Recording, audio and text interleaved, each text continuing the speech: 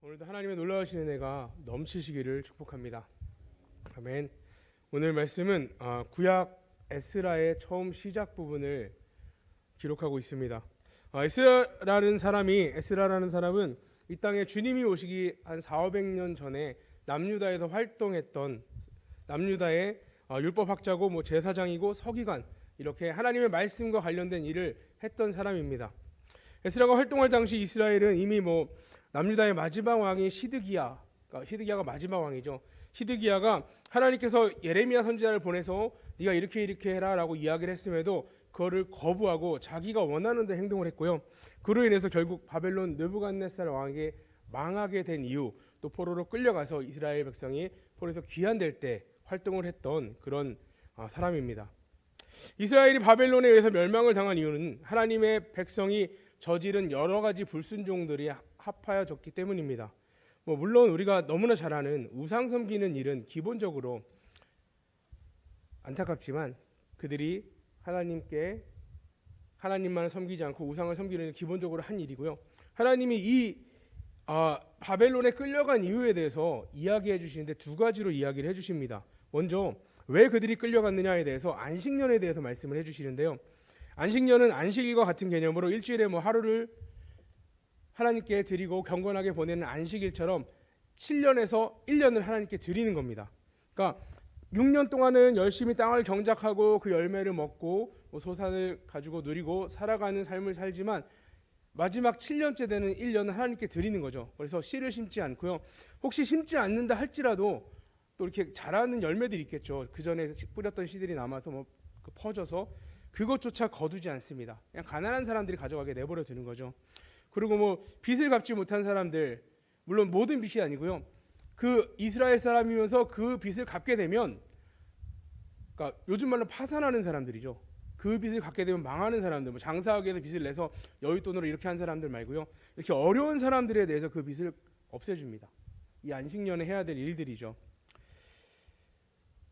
이것은 안식년의 명령을 지키면서 우리 모든 소유의 주인은 하나님이십니다 라고 고백하는 고백이 되기도 하고요. 또 땅을 안식하게 하는 일이 되기도 합니다.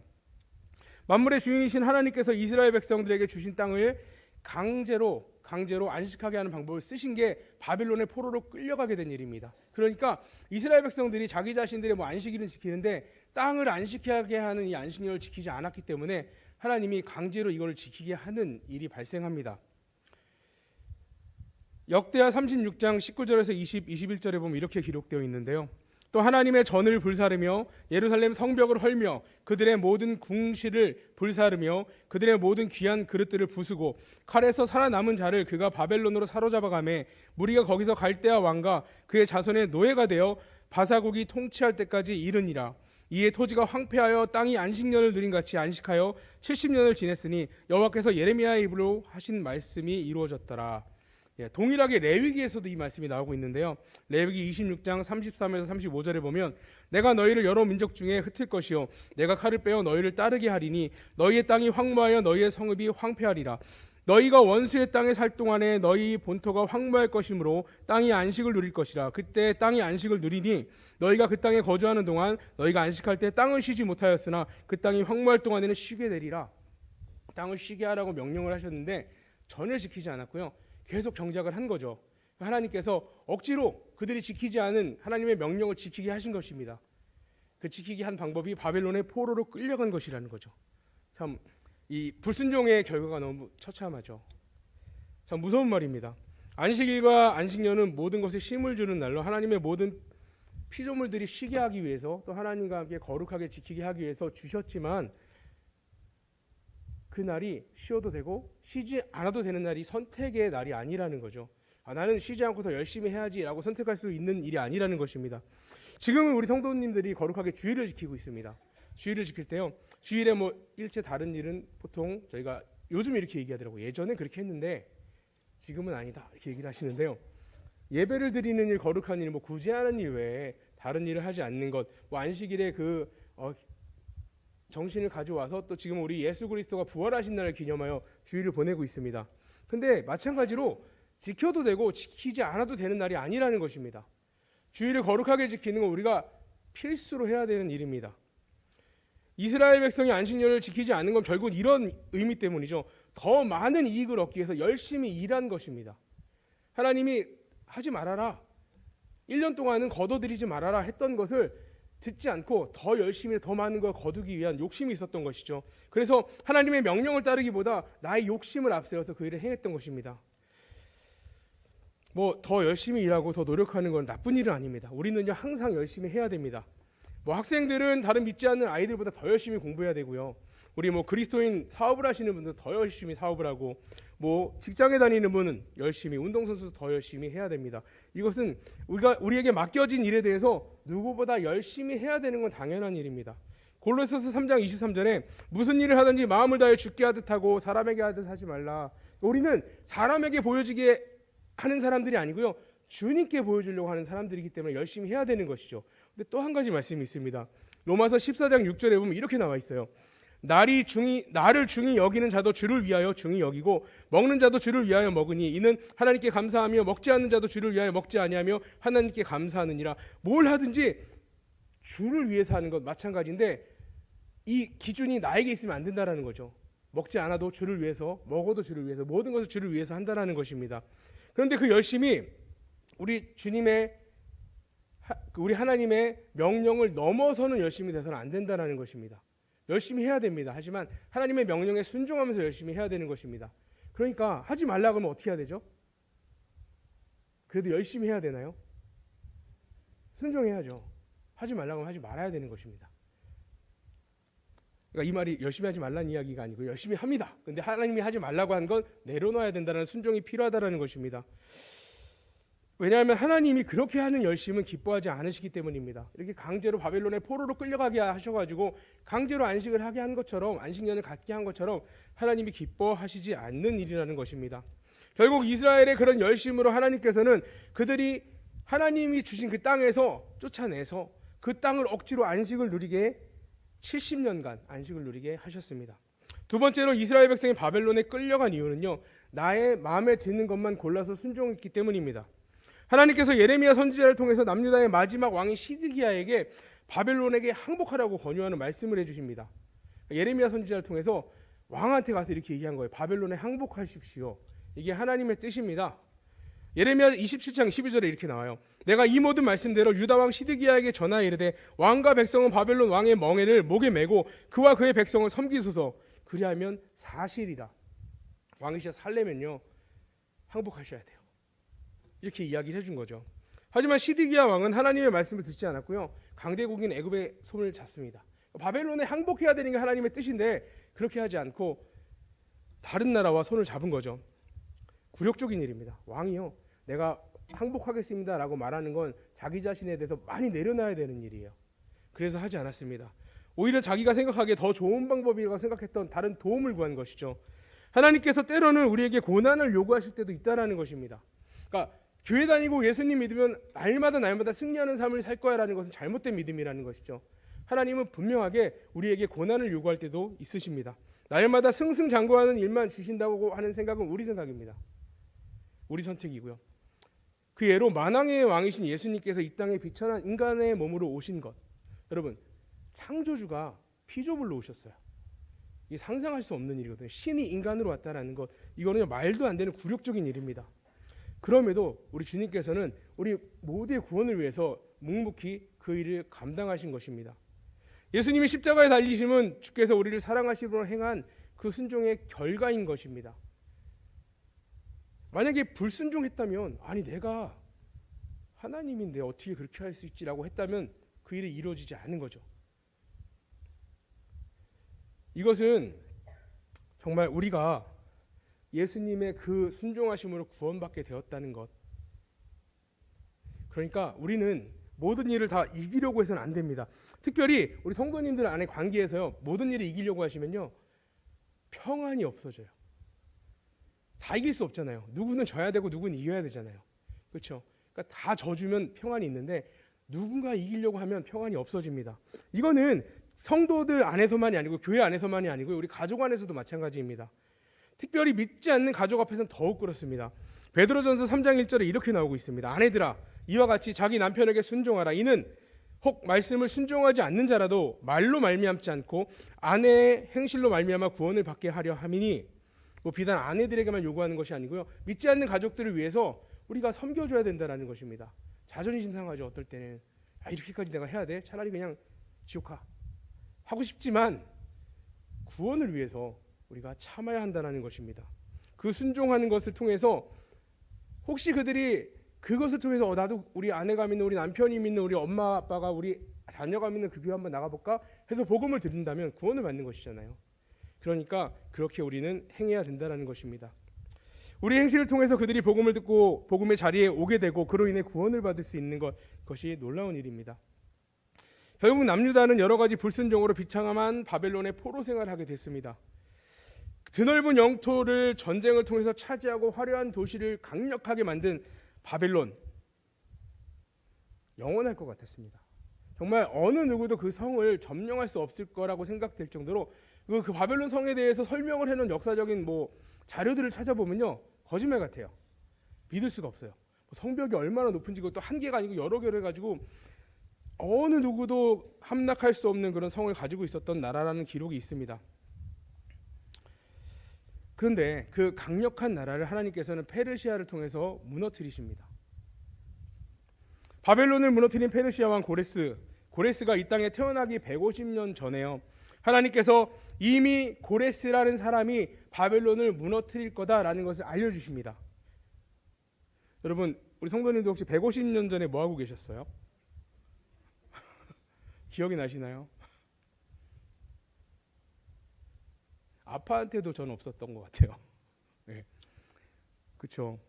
상상할 수 없는 날이죠. 이사야서 44장에 보면 44장 28절에 고레스에 대하여 이르기를 내 목자라 그가 나와 나의 모든 기쁨을 성취하리라 하며 예루살렘에 대하여 이르기를 중건되리라 하며 성전에 대하여는 내 기초가 놓여지리라 하는 자니라. 또 이사야서 45장 13절에 내가 공의로 그를 일으킨지라 그의 모든 길을 곧게 하리니 그가 나의 성읍을 건축할 것이며 사로잡힌 내 백성을 값이나 가품이 없이 놓으리라. 만군의 여호와의 말이니라 하셨느니라. 이사야 선지자가 이 말을 했을 때가 고레스가 이 땅에 오기 150년 전에, 훨씬 전에 한 말입니다.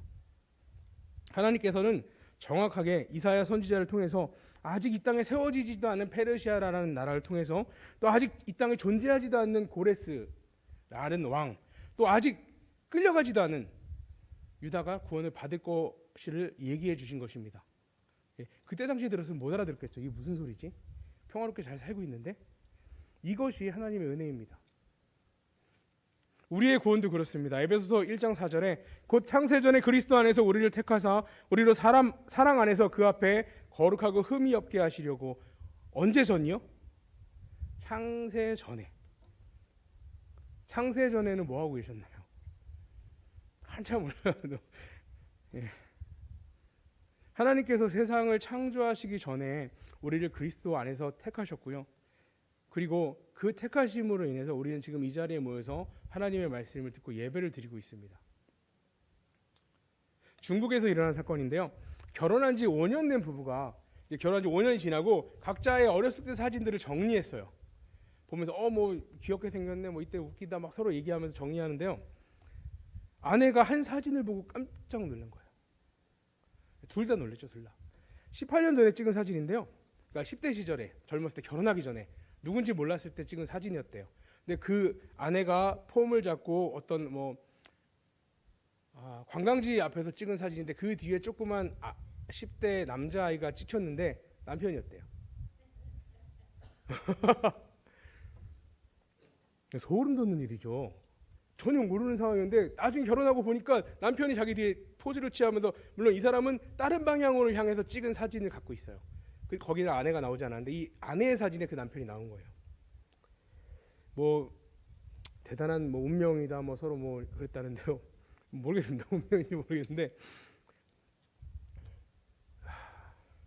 생각해 보시기 바랍니다. 우리는요, 우연히 전도를 받았거나 우리가 생각하기에 또 우연히 믿음의 가정에서 태어나서 이 자리에 모여 있다라고 생각할 수도 있습니다. 그런데 아니라는 거죠. 천지 만물이 생기기 전에 하나님께서는 이미 우리의 구원받을 것을 예정해 놓으셨다라는 것입니다. 네.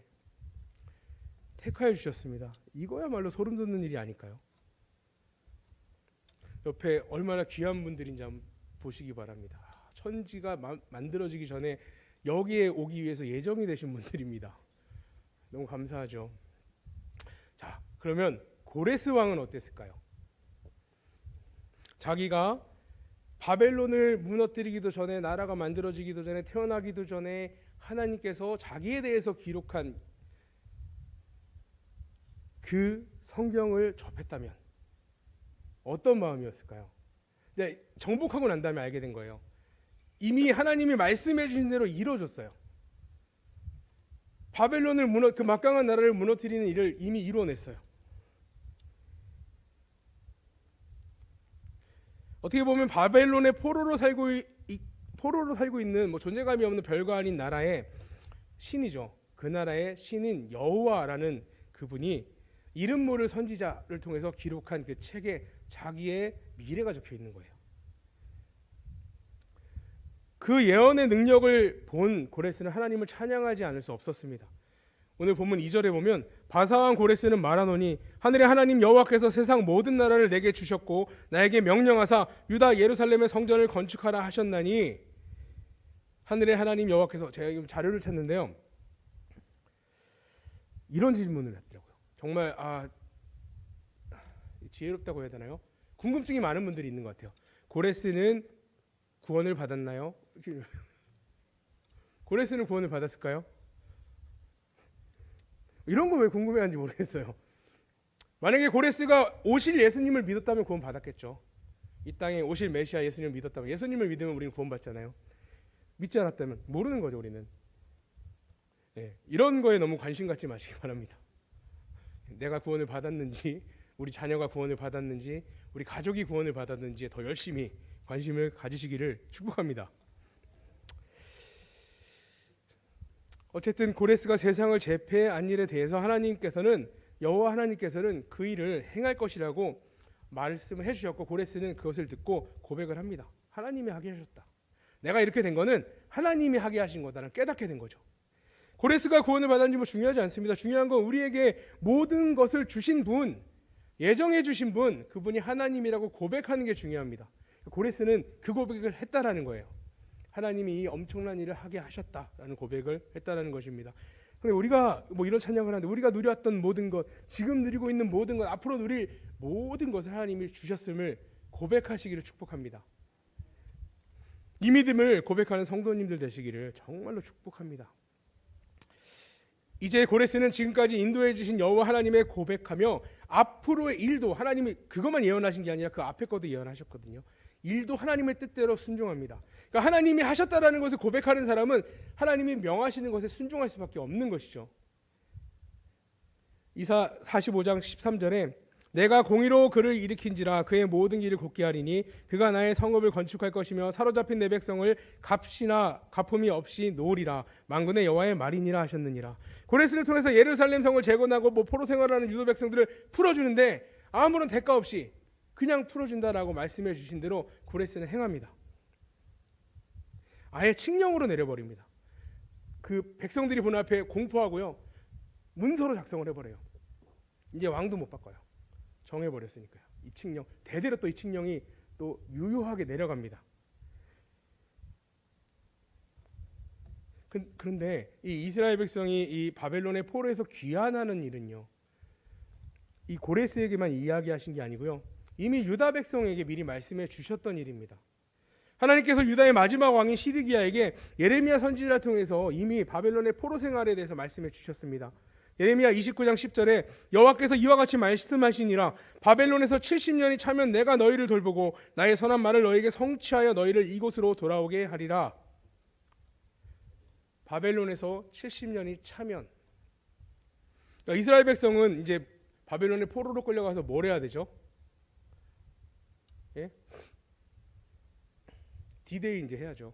70년, 69년 이렇게 해야죠. 하나님이 약속하신 그날을 기다리고 있어야 되겠죠. 근데 이 말을 하나님이 예레미야 선지자 통해서 말했을 때 어느 누구도 귀담아 듣지 않았습니다. 관심이 없었어요. 오히려 하나님의 말씀을 전하는 예레미야를 옥에 가둬버립니다. 바벨론의 첩자다, 이렇게, 너 어느 나라 편이냐 이렇게 한 거죠. 예레미야 37장 15절에 고관들이 노여워하여 예레미야를 때려서 서기관 요나단의 집에 가두었으니 이는 그들이 이 집을 옥으로 삼았음이더라. 여러분, 우리가 하나님의 말씀을 들을 때 어떻게 반응을 주로 하시나요? 하나님의 말씀을 들을 때 크게 두 가지 반응이 있습니다. 첫 번째는 그 말씀을 전하는 사람의 말로 듣는 것이죠. 그러니까 오늘 부목사님 이런 얘기 하네, 이렇게 들으시는 거예요. 이게 첫 번째 반응입니다. 이런 경우에 시험에 들기가 쉽습니다. 나를 공격하려고, 목사님도 얘기하셨는데 제 말로 들으시면 저 양반이 나를 공격하려고 이렇게 얘기하네, 반응할 수 있다라는 거죠. 아니 인생의 교훈으로 받을 수도 있어요. 들어도 되고 듣지 않아도 되고 좋은 말 하네, 무시하기도 합니다. 나하고 상관없는 말이지. 이렇게 사람의 말로 들으면 이렇게 반응하죠. 그렇다면 다른 반응은요, 하나님의 말씀으로 받는 것입니다. 하나님의 말씀으로 받는 사람은 두 가지입니다. 도전을 받거나 회개를 합니다. 이게 올바른 반응이겠죠. 하나님의 말씀으로 받는 성도는 이와 같이 반응합니다. 이게 사도행전에 보면 대조적으로 이런 사건이 똑같이 나옵니다. 사도행전 2장 37, 38절에 기록되어 있습니다. 그들이 이 말을 듣고 마음에 찔려 베드로와 다른 사도들에게 물어 이르되 형제들아 우리가 어찌할꼬 하거늘 베드로가 이르되 너희가 회개하여 각각 예수 그리스도의 이름으로 세례를 받고 죄사함을 받으라 그리하면 성령의 선물을 받으시니. 먼저 베드로의 설교를 들은 군중들의 반응입니다. 마음이 찔렸어요. 하나님의 말씀을 들으니까 자기 안에 있는 죄악이 밝히 보이는 거예요. 내가 뭘 잘못했는지, 하나님께 불순종한 게 뭔지 보였습니다. 그리고 어떻게 해야 되지? 내가 이 죄를 어떻게 해결해야 되지? 이야기하는 거예요. 그리고 회개를 합니다. 그리고 성령을 선물로 받습니다. 동일하게 사도행전 7장에 이런 이야기가 나옵니다. 7장 54절 59절에 그들이 이 말을 듣고 마음에 찔려 그를 향하여 이를 갈거늘 그들이 돌로 스데반을 치니 스데반이 부르짖어 이르되 주 예수여 내 영혼을 받으시옵소서 하고, 동일하게 마음이 찔렸습니다. 스데반 집사님이 전하는 말씀을 듣고 마음에 찔렸어요. 그리고 돌을 들었어요. 던졌어요. 어떤 목사님이 이렇게 말씀하시더라고요. 베드로 사도는 총 22절의 말씀을 전했고 스데반 집사는 52절의 말씀, 설교가 길었다. 그래서 돌을 들었다. 아니죠. 설교가 길어서 그런 반응을 한 게 아니죠. 그 말씀을, 누구의 말씀을 들었느냐의 차이인 거죠. 마음에 그 말씀을 듣는 자세가 하나님을 향해 있는 성도는요, 예전에 목사님도 그런 말씀을 하시더라고요. 오늘은 말씀을 죽을 쓸 때도 있다. 그러니까 준비한 거에 비해서 잘 못할 때도 있으신 거예요. 그럴 때도 있죠. 근데 그런 말씀을 듣는다 하더라도 요즘 내가 영적으로 병들어서 하나님이 죽을 먹으라고 죽을 주시는구나, 이렇게 반응한다라는 거죠. 그것도 나에게 유익하게 받는다라는 것입니다. 그렇지 않으면요, 저 목사님의 수준은 이렇고 내가 유튜브로 듣는 목사님의 수준이 이런데 은혜가 안 되고, 수준으로 은혜를 받으세요. 어떻게 은혜를 받으실 건가요? 문제는 말씀의 문제가 아닙니다. 받는 그 말씀을 듣는 사람의 마음가짐이 중요합니다. 정말로 옥토밭 같은 마음을 가진 사람은 그 말씀에 씨앗이 심겨지면 열매를 맺을 수밖에 없습니다. 유다왕 시드기야나 다른 모든 사람이 믿지 않는다고 하더라도 결국 하나님은 그 말씀대로 모든 것을 다 이루셨습니다. 오늘 1절에 바사왕 고레스 원년에 여호와께서 예레미야 입을 통하여 하신 말씀을 이루게 하시려고 바사왕 고레스의 마음을 감동시키매 그가 온 나라에 공포하고 조서도 내려 이르되, 하나님께서 페르시아 왕 고레스에 대한 예언을 이사야 선지자에게 기록하게 하신 것, 또 고레스 왕이 바벨론을 공격하게 하신 것, 그리고 승리하게 하신 것, 또 고레스가 자기의 승리가 하나님이 그렇게 해주셨다라고 고백하고 인정한 것도, 또 예레미야를 통해서 주셨던 그 모든 것도 하나님이 이 구원을 이루기 위해서 행해 주신 것입니다. 이 일이 일어나기 훨씬 전에 하나님이 이 구원 때문에 이 일을 하신 거죠. 오늘 본문 7절, 8절, 10절, 11절에 고레스 왕이 또 여호와의 성전 그릇을 꺼내니 옛적에 느부갓네살이 예루살렘에서 옮겨다가 자기 신들의 신당에 두었던 것이라. 바사왕 고레스가 창고지기 미드르닷에게 명령하여 그 그릇들을 꺼내어 세워 유다 총독 세스바살에게 넘겨주니 금 대접이 30개요 그보다 못한 은 대접이 410개요 그 밖의 그릇이 1000개이니 금은 그릇이 모두 5400개라. 사로잡힌 자를 바벨론에서 예루살렘으로 데리고 갈 때 세스바살이 그 그릇들을 다 가지고 갔더라. 바벨론이 느부갓네살 왕이 약탈해온 성전에서 뺏어온 그 기물들을, 바벨론에 또 포로로 잡혀왔던 그 유다 백성들을 다 예루살렘으로 돌려보냅니다. 하나님께서는 세상 모든 역사의 주인이십니다.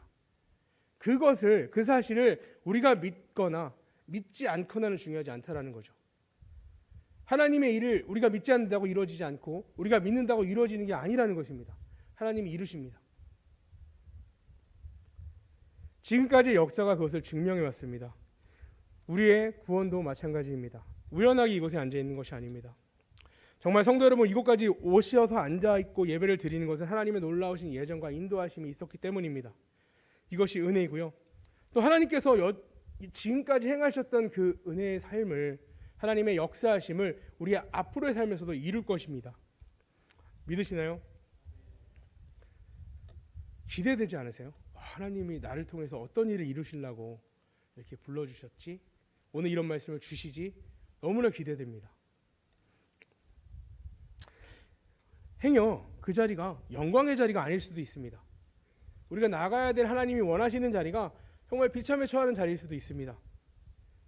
그래도 우리는 하나님을 의지해서 기쁨으로 나아갈 수 있어야 합니다. 우리보다 먼저 그 길을 앞서간 우리 믿음의 선배 사도 바울의 고백을 보면요, 빌립보서 4장 10에서 12절에 보면 이렇게 고백하고 있습니다. 내가 주 안에서 크게 기뻐함은 너희가 나를 생각하던 것이 이제 다시 싹이 남이니 너희가 또한 이를 위하여 생각은 하였으나 기회가 없었느니라.